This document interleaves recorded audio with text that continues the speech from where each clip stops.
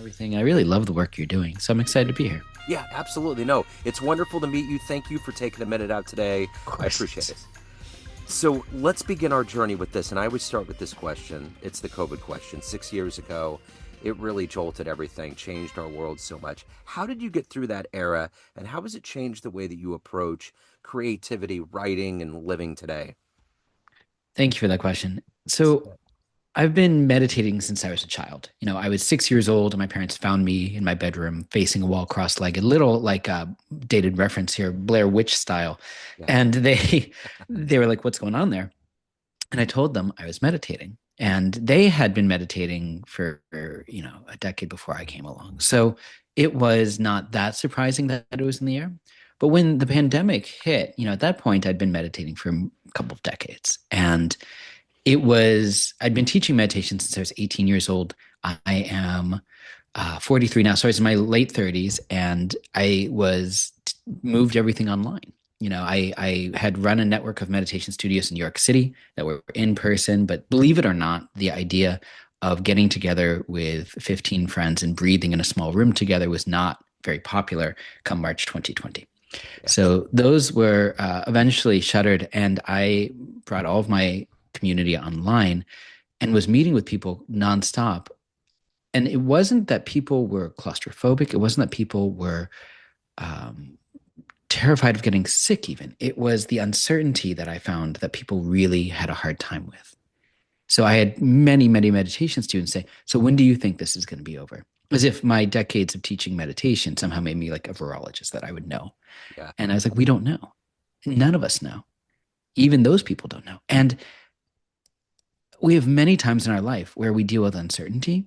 And this was a time that we were all dealing with uncertainty at the same time. So I got to just talk about uncertainty for a number of times. And that actually led to a book. So the book prior to this one was called Take Back Your Mind, Buddhist Advice for Anxious Times.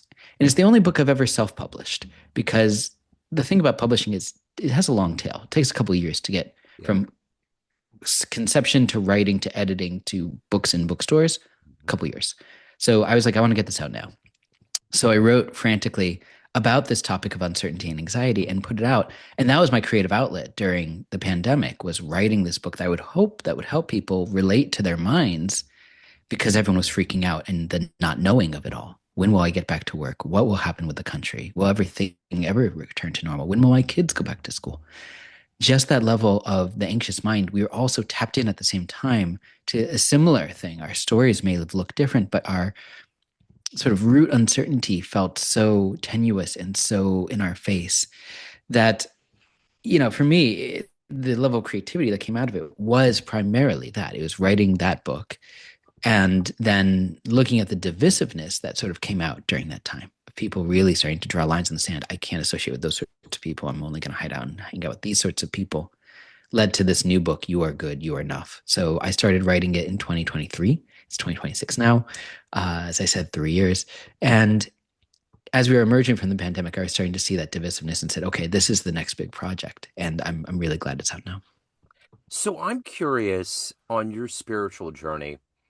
And I ask you this as a kid coming from Kansas City, where it's the Bible Belt, and there's basically, to a good degree, it's Christianity, or it's some level of that Baptist, Protestant. And I remember the first time I went to California in my mid 20s, and I opened up the side drawer and there was a book of Buddha. I still have it. And I loved it. And it was an absolutely freeing doctrine to me, of this way of, I mean, it wasn't the heaven and the hell and the everything. It was being mindful in this body that we have, in this existence that we have. And I'm curious, in your journey, so your parents did meditate. Did all of that kind of come from them, your spiritual tenets? Yeah. I was just sort of stealing a glance over at my neighbor. My neighbor is a Christian pastor, wonderful guy. Yeah.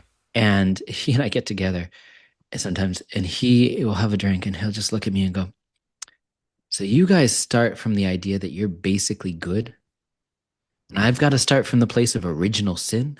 What a racket. Like, and I love that, Yeah. because like even he knows, he's like, man, this is a hard place to start from. That sense of like, okay, you're basically bad, and then we have to atone, Yeah. which is not, I'm oversimplifying. I know. I Yeah. apologize to anyone who might take offense, but Sure. it is a different come from. And to answer your question, yeah, so my parents raised me in this Buddhist household where the idea was I was basically good, they were basically good. We could work together from there.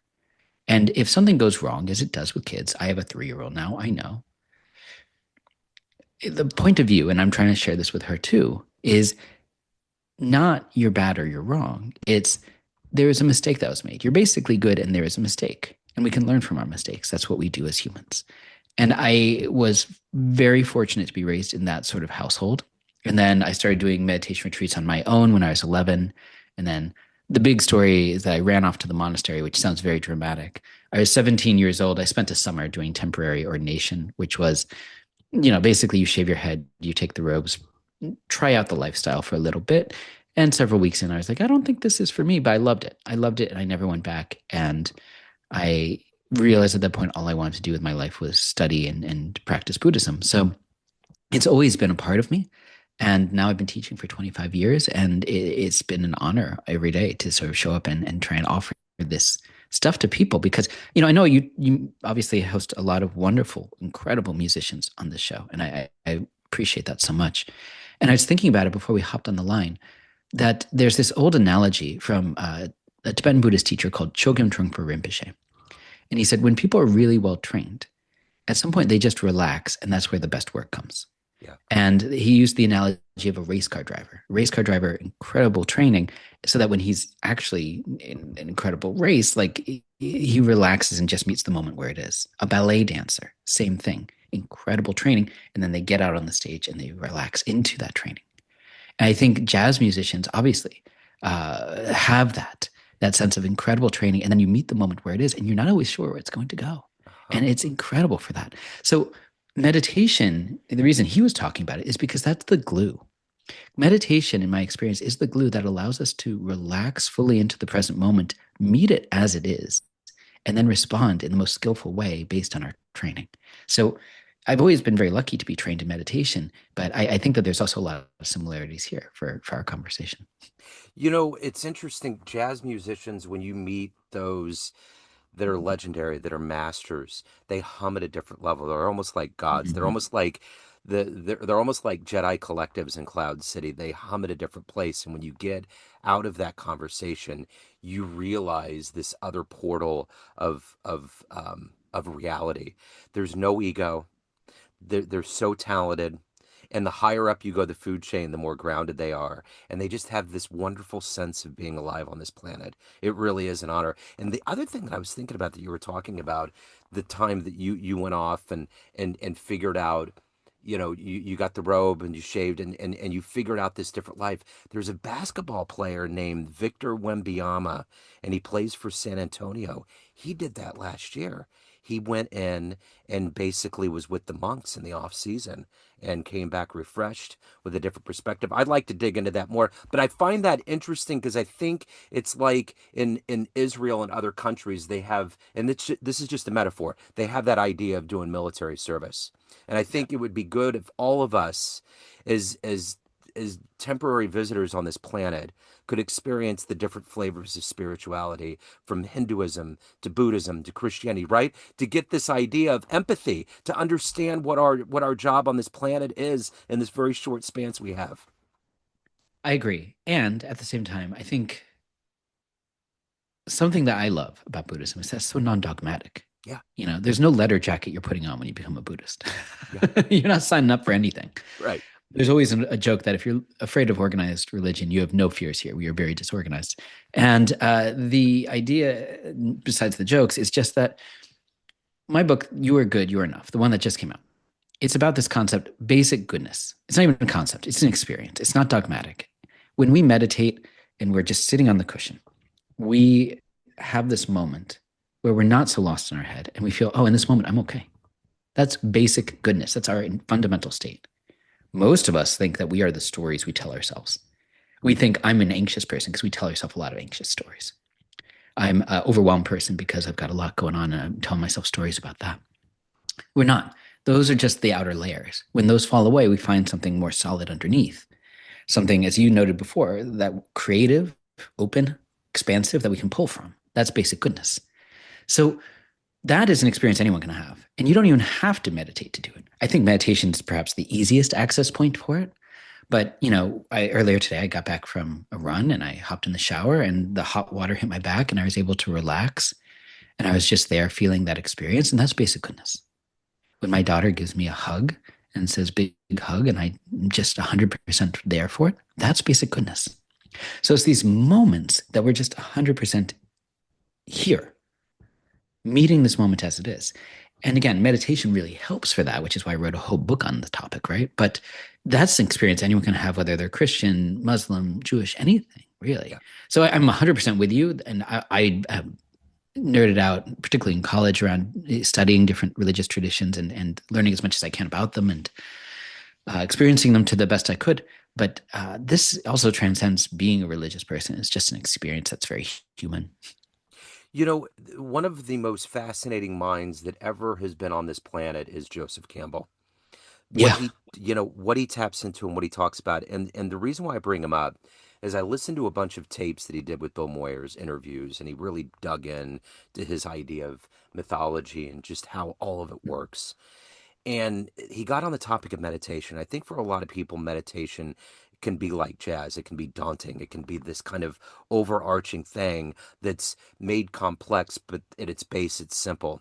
And Bill and Joseph Campbell said that as a human being that doesn't meditate, the fact that you feel empathy and think about your family and feel some level of love towards all of these things, and there's an idea of betterment and you hone in on that, that's meditation. And I bring that up because I think there's a lot of ways that people already do that that they don't even know they're doing.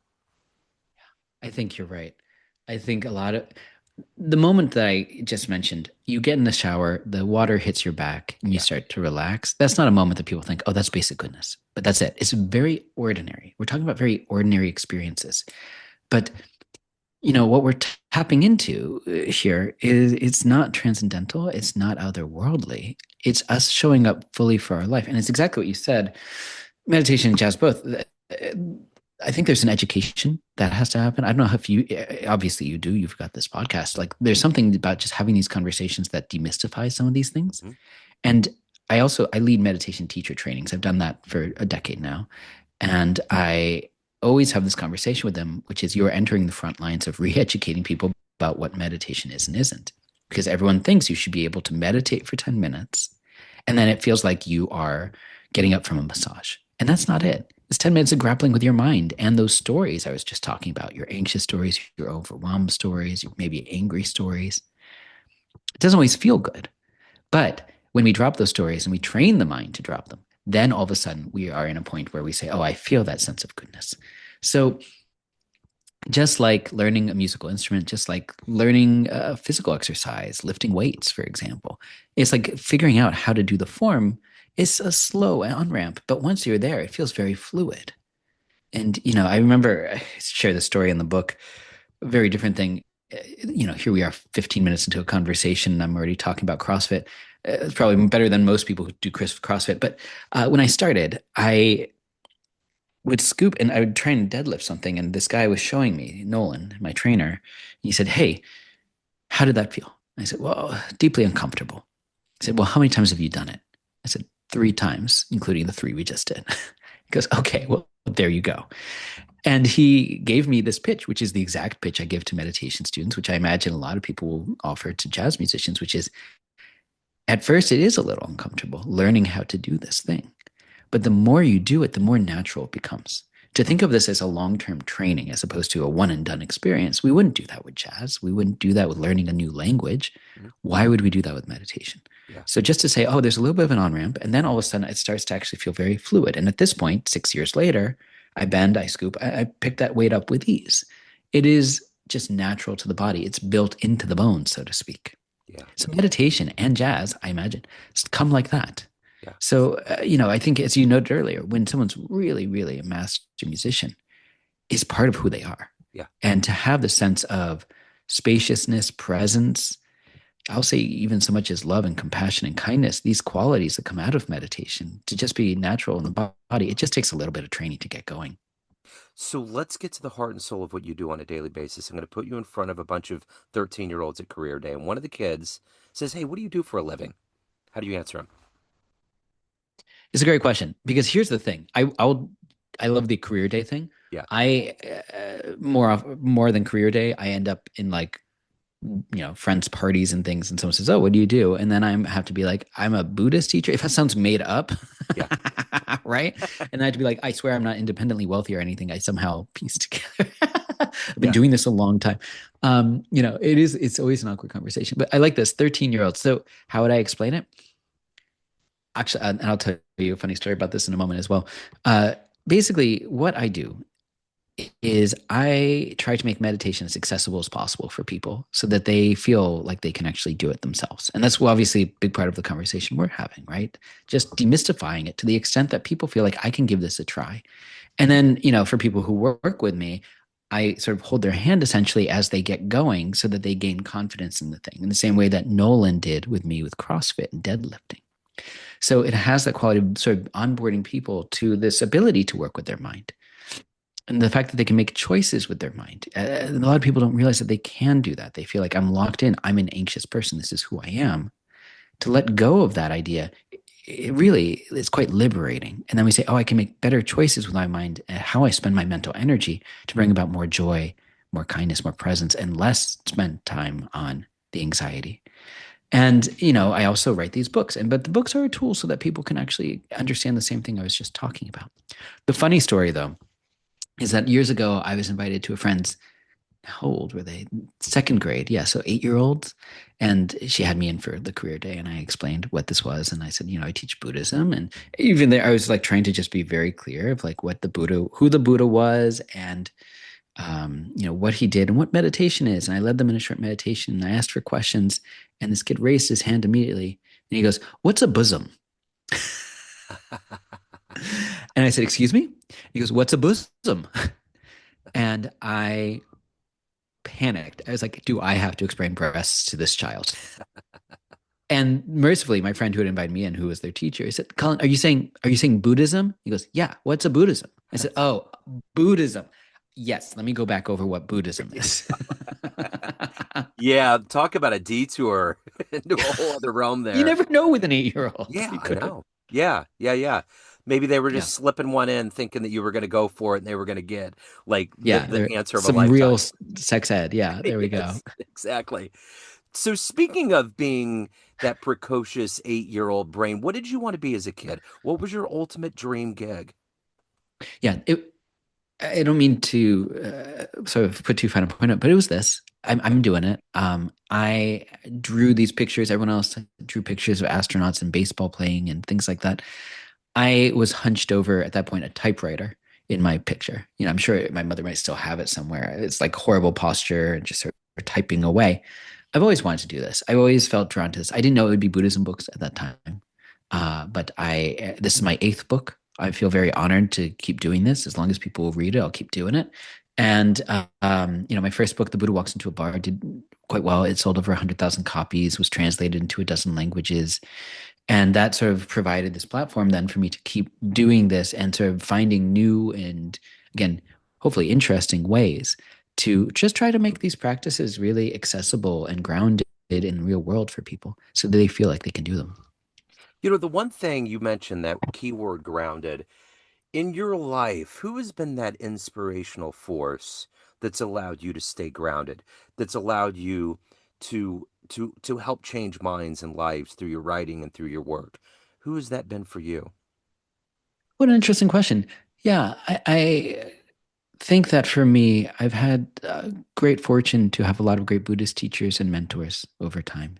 So, one of the person who comes to mind first would be my current teacher, Keelung Rinpoche, who also has written great books like The Relaxed Mind and Free Your Mind. And has he in the same way we talked about master jazz musicians, he's the master Buddhist teacher. You are in his presence and you just sort of understand things on a more experiential level than an intellectual one. So I feel very grounded every time I'm in his presence. I caught up with him just the other week. He asked about my practice and what I'm teaching and things like that. And there wasn't, I took notes, but I looked over the notes and I was like, there was just more of an energetic blessing. Right? Just a sense of like, you're doing good, keep going, as opposed to anything specific that he said. And I think that, for Buddhist masters, I am not one of them, but for people who I get to study with, they have that grounding presence, but they also have this sense of unbounded compassion that they're so willing to accept you as you are. To be in a presence like that is such a gift. And it's something that I strive to offer to people I work with too. You know, in our relatively recent history as human beings, I mean, we've been here for billions of years. We have these deities, these figures that have risen up and changed minds, from Gandhi to Mother Teresa to St. Francis of Assisi, the current Pope, Leo. There's so many of these theologian figures, spiritual figures that exist that have brought so much comfort to people. Who has been somebody that you've been amazed by, that has been anointed as somebody of that ilk on this planet that you've looked up to, and what they did was really extraordinary?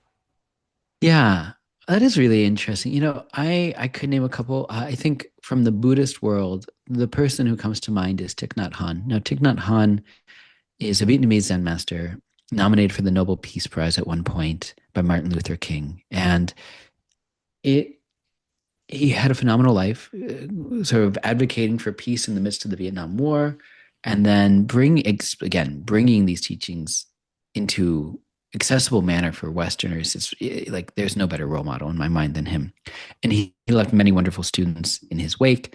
And I feel very lucky to have studied his work in the way that I have. But even within that, it's not like they're all Buddhists. For me, there's this moment. I fell in love with the work of Representative John Lewis, obviously someone who was very active in the civil rights era in fighting for positive social change from a really beautiful perspective, and ended up becoming a representative in the United States government. And he was on Krista Tippett's podcast, On Being, before he passed away. And in recounting the work he did in the early civil rights era, he said, and I'm going to quote here, "We, from time to time, would discuss if you see someone attacking you, beating you, spitting on you, you have to think of that person years ago. That person was an innocent child, innocent little baby. And so what happened? Did something go wrong? Did the environment? Did someone teach that person to hate, to abuse others? So you try to appeal to the goodness of every human being, and you don't give up. You never give up on anyone." So for me, even though, again, these concepts transcend religious backgrounds. Representative Lewis comes from a Christian background. I come from a Buddhist background. But that notion of recognizing the goodness in others and a willingness to see that, even in the people that we have a hard time with, or in his case, we're actively causing harm to him, that is a really beautiful role model in my mind. So I always think of him when I talk about this concept of basic goodness. You know, in our lifetimes, I think we're around the same ballpark, and being around the same amount of time on this planet. I think about what's going on right now is a very extraordinary time of things that are very stressful, that I don't think we've ever experienced in this country or the world. So my question to you is, you obviously have a level of a higher consciousness, a groundedness, a peace that is a part of you. How do you retain those qualities? How do you retain a hope every morning, looking and listening to what's happening in the world right now? It's hard, man. Yeah. It is. I am not um, shy about the fact that this is a particularly hard moment in today's world, and I don't think that this is a Pollyanna book. You are good, you are enough. But I go from the perspective of, okay, I am basically good. You are basically good. We can go from there. But as I just mentioned, it's not just you and me. It's the people we like, this hopefully small group of people we don't necessarily like, and then the massive group of people called people we actually don't know. That's everyone, and everyone has basic goodness. People will fight me on this. I have whole chapters on what about that world threatening politician. That is in the book. Again, absolutely there. But if you and me and everyone we like, and don't know are basically good, that would mean that society is basically good. That is a very controversial thing to say because society doesn't feel good right now. Society feels like it's on fire. But the potential, we'll say, is there for us to recognize goodness. And I think sometimes we get overwhelmed by what we read about in the news or even see in our cities. And we think of society as something out there. That is a detrimental point of view. Society is us. Right now, if it's hard to think of society as something that we are co-creating, we can just look at what we're doing right now. You and I are part of a podcast society, this famous interview society, and there it's you and me and everyone that's listening and everyone that's listened in the past to previous interviews. That is a society, and we come together with shared values of respect and really trying to find what is of meaning, and that's really powerful. Mm-hmm. And then the person listening to this right now goes into their workplace or their family or wherever they are right next. And ideally, they feel positively impacted and they bring that into those relationships they have. They bring it into their home society or their work society or whatever it is. So the thing is, we don't know the ripples that we have in any given moment, but they're there. The Buddhist notion of interconnectedness or interdependence, it's that we all have an impact on everyone all the time. That is society. So it's a bit like throwing a stone in a pool of water that, frankly, I can get off the line later today and be like, wow, that was really fun. I really feel uplifted as a result of talking with Joe. But I don't know all the other ripples. Unless every single person listening to this reaches out and says, hey, here's how it affects, then that's probably not going to happen. Yeah. People are Yeah. welcome to, don't get me wrong. But, Right. we don't always see where the ripples go. Yeah. But they're there. So for me, it's less about like, oh my gosh, this is an overwhelming time out there. It's like, how am I showing up right now True. in any given moment and trying to have a positive impact? And if I do that, then that has an overall effect on society, drop by drop in the bucket. Absolutely. It's interesting when I talk to AI engineers and I try to get some kind of temperature bead on what it means, and that Arthur C. Clarke monolith idea of what do you think it's going to go haywire. But I more want to tap into what is your feeling when you weigh the scales of good and bad. And the best answer that I ever got, somebody told me at one point, overall, AI is an aggregate of human interaction. And most Mm-hmm. people that go to ChatGPT or Gemini or any other AI engine, it's usually some level of being benign or enhancing their curiosities or whatever. So they basically said AI is a good thing. It's a reflection. It's an aggregate of human pursuit, and that with what you were saying before about humanity, at the end of the day, I think that in a metaphor way, people are genuinely good. There's genuinely, and just like with podcasting, that's the thing that's amazing to me about being in this world. Human beings, there's so many amazing human beings, like you said, that are dropping like rain in a forest into all of these different parts of a lake that's radiating out. I remember, did you ever watch the show Monk? A little bit. Okay, so they had a reboot, and I don't want to give too much away, but it was during the pandemic, and he was in heaven because everybody had gloves and there was sanitation because he's a germ freak. And at one point, he's solving all these murders. He got really upset and said, "What am I doing here? All these people are dead. What is it?" And he basically had a vision of all of these relatives and all of these ghosts that came up in a long, long line and said, "This is what you did because you figured this out." Those kinds of things. And sometimes we don't see it, it's not evident. But it's that whole Buddhist notion of watching a leaf fall from a tree and go into a river and just knowing that that's enough. It's enough that the genius around us is Mother Nature, and we get to watch that unfold every day. Yeah. And I will say, since you mentioned Mother Nature, one thing that I also think is really helpful is to remember that the good news of the truth of impermanence, that things change, Yeah. is that even if someone is listening to this and they are having an incredibly hard time, they're going through some devastating life stuff right now, is that ultimately what is happening right now and the strong emotions around what's happening right now will shift and change and fade, and that they will heal. Like that is our nature. We are resilient humans. And it feels almost again Pollyanna for me to just say that. It almost sounds glib. I don't mean it to be. It's just the fact that the old cliche of time heals all wounds is a cliche for a reason, but it has this quality of when we actually look at the world around us. There's still some leaves that have been holding on to this one tree since the fall. They survived the winter, and then soon enough they'll fall and will make way for new leaves on that tree. And it's just one of these things where there's constantly change happening when we look out the window and we think, what, somehow this really tough thing that we're going through personally, or maybe interpersonally or societally, is the way it is. No, it's going to change. And that could be good news for some of us. So, on this long journey of life that you've been on, with all of the things that you've accomplished and things that have been trying and the evolution, what are you ultimately the happiest about, the proudest of? I'm speaking of cliches. I'm doing my best. I'm really dedicating so much energy into trying to be a basically good dad.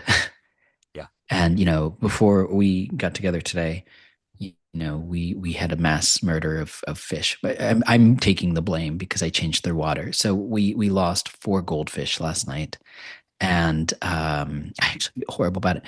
But to have this conversation with my daughter and not be like, oh my God, I feel like, not to center my stuff, but to just be there with her and see how she's doing. She was great about it. She was incredibly adult about it. And, she's 3. It's just insane to watch how adult she's being, and, the decision she made that she doesn't want new fish. She's happy to mourn these fish and to let them go. And there's something so beautiful about that. And I'm just trying to make myself as, um, present for every aspect of her as I can, because at some point she'll be in school more. She's not going to want to hang out with me. All those sorts of things. I understand that, but during this time, I'm so proud of her and how she's growing as a human. She's so compassionate, and if I can shape and help in any way, I want to. So for me, even with, as you said, all of the stuff around books and international bestsellers, or some of them won awards, or I had some fancy press credentials and things like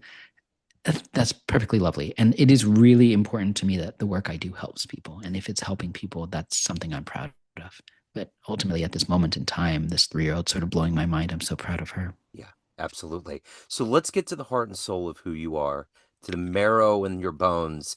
Everyone has a perception of you: family, friends, clients, readers, everyone in all these different realms. But you run the show. What's your perception of you? Who do you think you are? Yeah.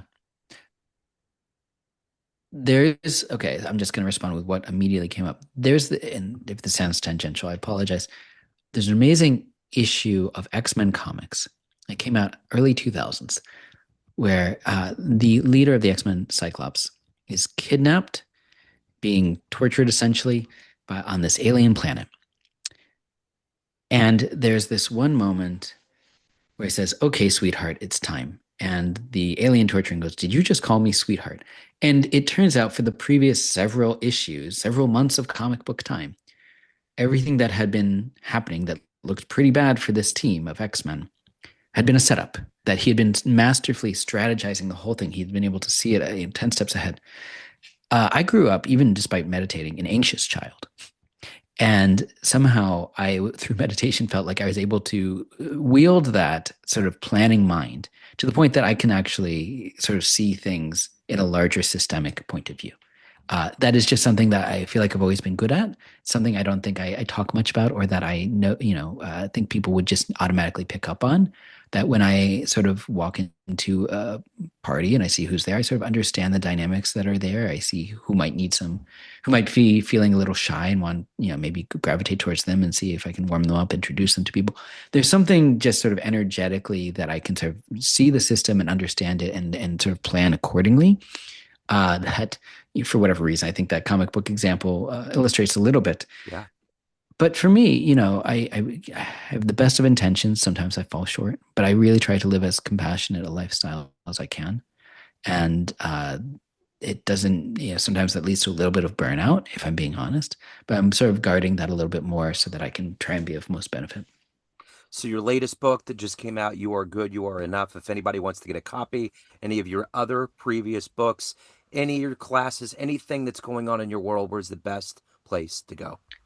Yeah, I think for all of the above, it's probably lodrorinzler.com. So LODRORINZLER.com. And That has links to all of the books. It has all of the upcoming courses that I'm teaching. A lot of it is online, so people can study with me online. I run something called the Basic Goodness Collective, which is my online community. And then you can find me on social media at Lodro Rinzler, on Instagram in particular, Facebook if you'd like.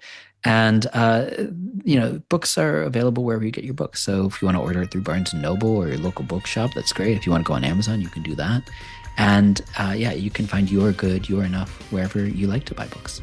Wonderful. I will put all these links in the show notes. Thanks. What an absolute joy. You just emanate this level of wonderment and good, and it's just always so good to arc into that orbit and celebrate our humanity. So thank you so much for taking a minute out. Well, thank you for having me. And I really do appreciate all these authentic conversations that you're having on your shows. And it's so cool to be here. So thanks for having me. It's been an absolute joy.